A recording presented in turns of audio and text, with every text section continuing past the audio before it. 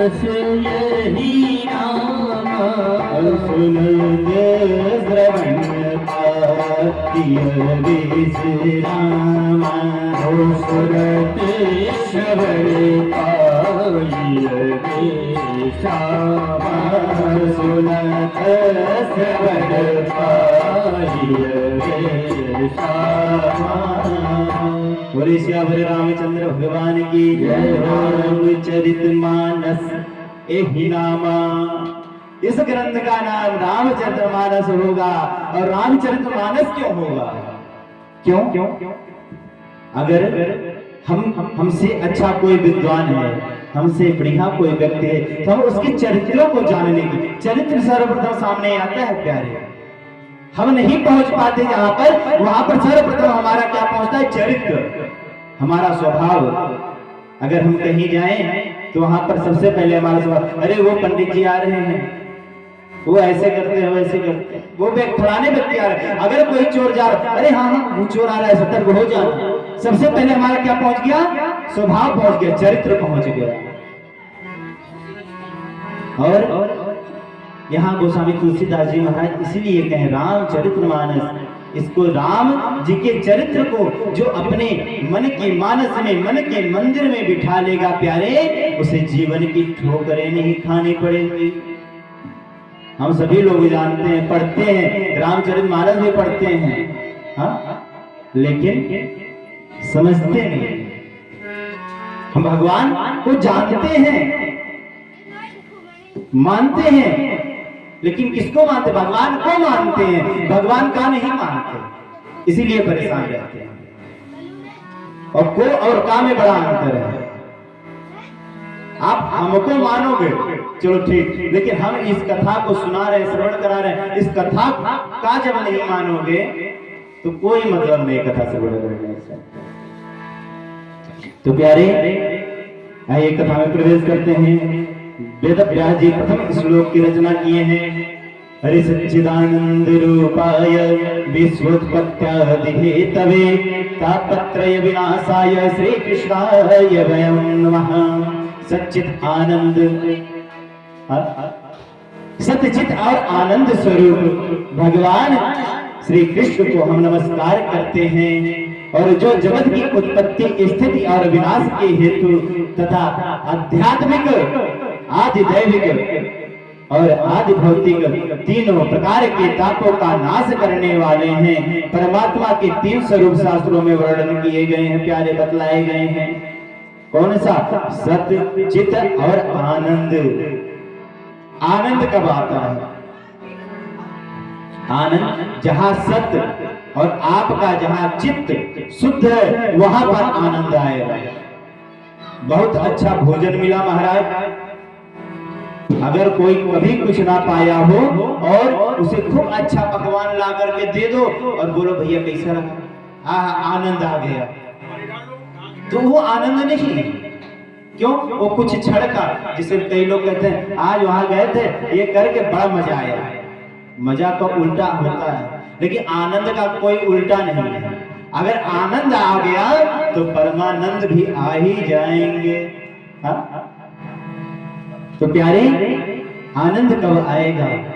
जब हम मन वाणी से, अपने कर्मों से भगवान की शरण में चलेंगे और उसी में लीन हो जाएंगे। कथा को सुनना बहुत बड़ी बात नहीं है, कथा को सुनने के लिए तो सब सुनते हैं, हाँ, पशु भी सुनते हैं, लेकिन प्यारे कथा को जीवन में उतारना बहुत बड़ी बात है।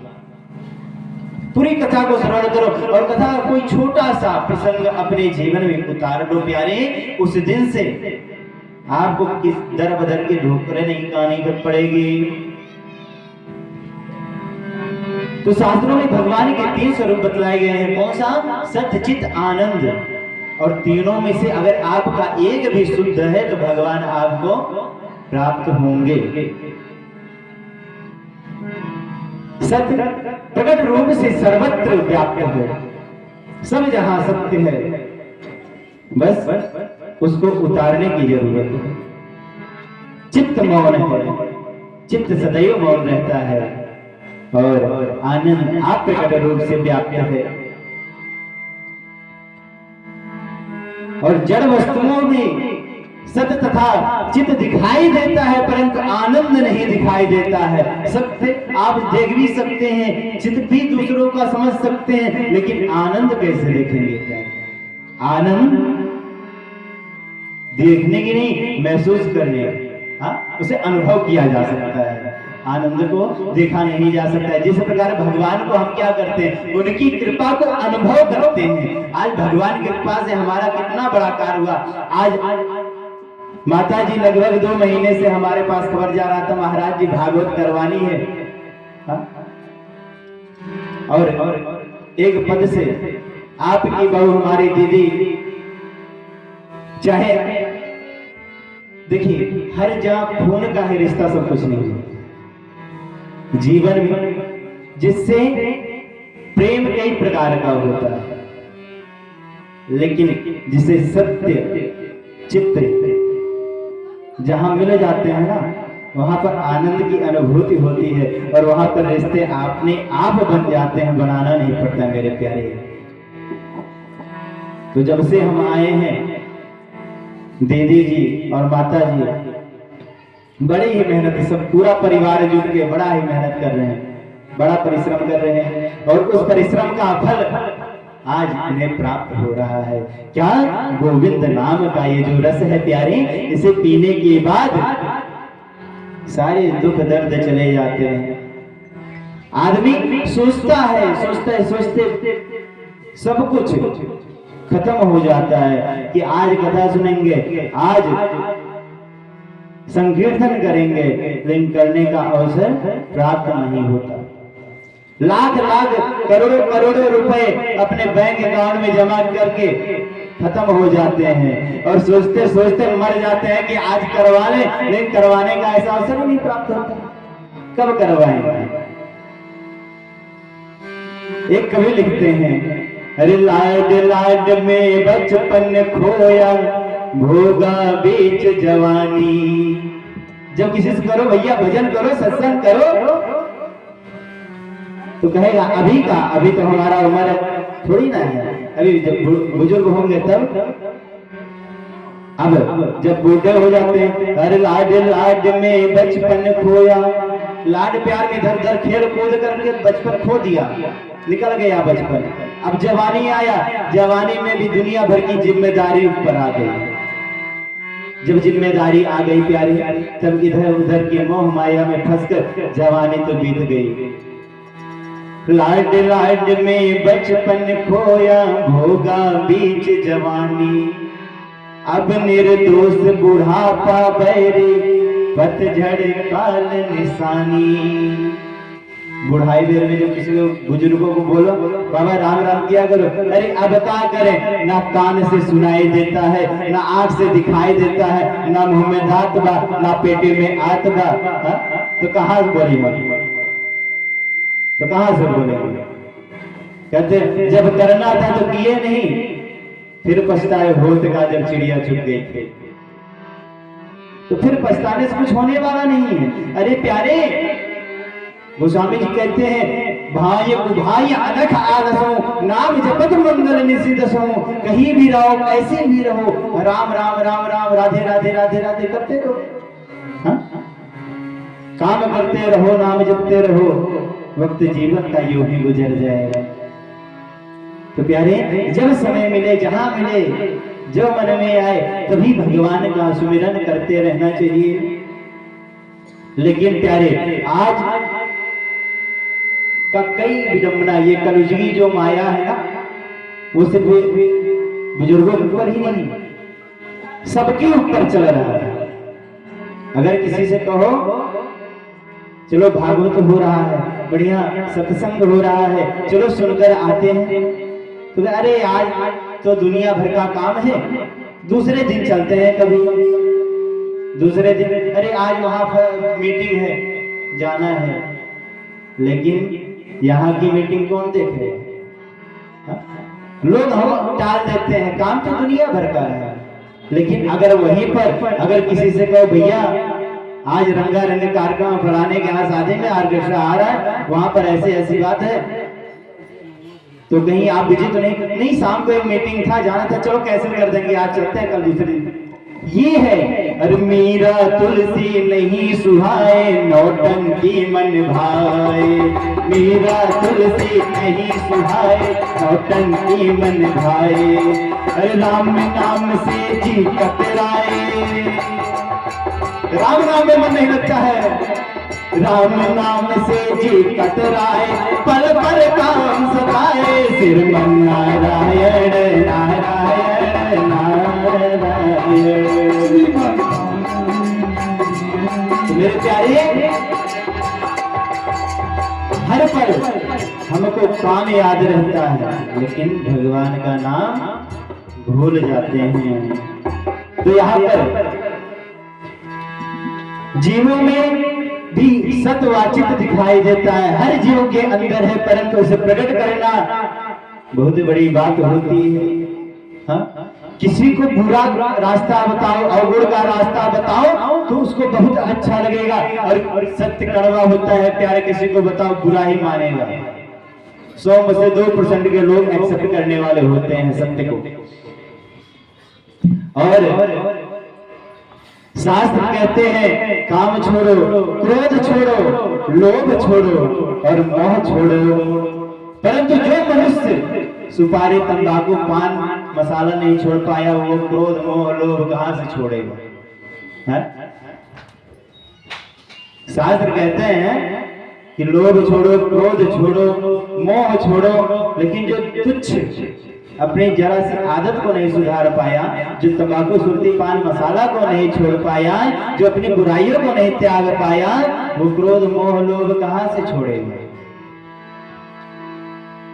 गोस्वामी तुलसीदास जी महाराज कहते हैं, अरे चिंता सापिनी को नहीं खाया, जो जग जाहीना व्यापी माया। वेदांत कहता है कि जब प्राणी सब कुछ त्याग कर ईश्वर से मिलने जाता है, मिलने चलता है, तभी ईश्वर को पहचान सकता है। लेकिन अपने जैसे संसार में फंसे जीव उपनिषदों के ज्ञान को पचा नहीं सकते प्यारे, और इन सब बातों का विचार करके ही भगवान वेद व्यास जी ने श्रीमद् भागवत की रचना की है। और यही बात परम पुनीत नेमी सारंग क्षेत्र में एक बार ऋषियों के पूछने पर कि हम ज्ञान सत्र का आयोजन कहाँ करें। अब सप्त ऋषि पूछ रहे, हम ज्ञान सत्र का आयोजन कहाँ करें, कहाँ श्रीमद् भागवत कथा करें, अपना तप तपश्चर्या कहाँ करें। और ब्रह्मा जी ने एक चक्र दिया सप्त ऋषियों को। ब्रह्मा जी चक्र दिए, बोले देखो इस चक्र का नेमी जहां शांत हो जाए, वो पुण्य स्थल समझ करके वहीं पर तुम लोग अपना भजन सत्संग आनंद से मनाते रहो। सत्संग के लिए, तपश्चर्या के लिए शांति होना चाहिए। ऐसा नहीं है कि कहीं भी जहां शोर हो रहा है वहीं पर पूजा पाठ माला चालू कर, वहां खंडित हो जाएगा, वहां से कोई मतलब नहीं है। कहां पे होगा? जहां पर एकदम शांति वातावरण हो, आनंद की अनुभूति हो, ऐसा लगे भगवान विराजमान है, तो ऐसा कहां पर होगा? ब्रह्मा जी बताएं कि जहां इस चक्र की नेमी शांत हो, वहीं पर आप लोग अपना डेरा नंबर डालिएगा। और वह चक्र चलता हुआ भारतवर्ष के उत्तर प्रदेश में सीतापुर जिले में शांत हो गया, और तभी से उस स्थान का नाम नैमिषारण्य हो गया। बोले नैमिषारण्य धाम की जय हो।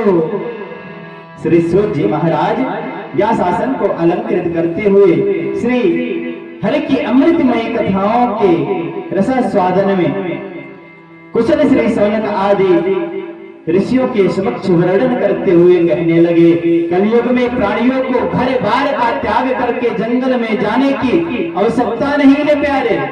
ये सोचो, बड़े बड़े संत महात्मा घर को त्याग देते हैं, अपने परिवार को त्याग देते हैं, फिर जंगल में जाते हैं, क्या उन्हें ईश्वर प्राप्त हो जाते हैं? नहीं, उन्हें भी ईश्वर नहीं जल्दी प्राप्त होते। क्यों? क्योंकि देखिए, संतों की दो ही कैटेगरी होती है। पहली कौन सा? गृहस्थ। कलयुग में देखा जाए तो पहले नंबर पे आपका गृहस्थी ही आता है, और दूसरे पे वैराग्य। वैराग्य का मतलब, वैराग्य क्या है? वैराग्य कहते हैं महाराज हमारे मन में वैराग्य जागृत हो रहा है, मन कर रहा है घर परिवार छोड़ दे। घर परिवार को छोड़ना, अपनी जिम्मेदारियों से मुंह को मोड़ना, या तो तुम कामचोर हो तो घर छोड़ करके भाग रहे हो सारी जिम्मेदारियों से, या तो अगर भगवान को प्राप्त करना है, भक्ति करने के लिए वैरागी हो रहे हो, तो फिर किसी से कोई मतलब नहीं, सिर्फ आत्मा और परमात्मा, यही वैराग्य है। इसके अलावा दुनिया में कोई राग नहीं। और गृहस्थ जो अपने माता पिता की सेवा करते हुए और भगवान के चरणों में लीन हो जाए और समाज को देखते हुए, सबकी भावनाओं को समझते हुए भगवान के चरणों में लीन रहे, वह संत कलयुग में गृहस्थ बतलाए गए हैं, गृहस्थ संत। और उन्हीं की आज कलयुग में अगर गिनती है तो प्रथम नंबर पर है। तो वेद व्यास जी कहते हैं कि आज कलयुग में किसी को घर को छोड़कर जंगल में जाने की आवश्यकता नहीं है, जंगल में भगवान से प्राप्त नहीं होते हैं। हाँ? परमात्मा जंगल में ही मिलता हो ऐसा कोई सिद्धांत नहीं है। परमात्मा, गोपियों ने ना घर छोड़ा और ना पाठशाला गई, लेकिन फिर भी उन्होंने भगवान को प्राप्त किया। अरे वो भिलनी सबरी, उसने कौन सा वेद पढ़ा? सबरी ने कहां पर वेद पढ़े, गोपी कब गई पाठशाला, गजराज ने कहां पर मंत्र पढ़े, कुब जाने चंदन घिस डाला। सबरी कहां वेद पढ़ी है, लेकिन क्या करिए, अपने चित्त को शुद्ध बनाकर और भगवान के चरणों में लीन हो गई। अरे वो भी नीच कास्ट की थी, नीच जाति की थी भिलनी। आप लोगों को पता है क्यों भगवान के शरण में गई? जब भिलनी का विवाह रखा गया और शूद्र कास्ट में क्या होता था, जब भिलनी के विवाह रखा गया और विवाह के दिन बारातियों के स्वागत में जब जीवों को मारकर उनके मांस का भोजन बनवाया गया, तो भिलनी बोली मैं जीते जी मर जाऊंगी चलेगा, लेकिन अब ये विवाह नहीं करूंगी। क्यों? क्योंकि जिस विवाह से इतने जीवों का मृत्यु हो गया, इतने जीवों का अहित हुआ, ऐसे विवाह कभी कल्याणकारी नहीं होते हैं। और अपने सब चित्त को, अपने सुख को कहां पूजा? भगवान के भजनों में। और जिंदगी भर सोचो, जो विवाह हुआ तो जवान थी और भगवान को मिले। अरे राम राम रटते रटते बेटी रे कुमारिया, राम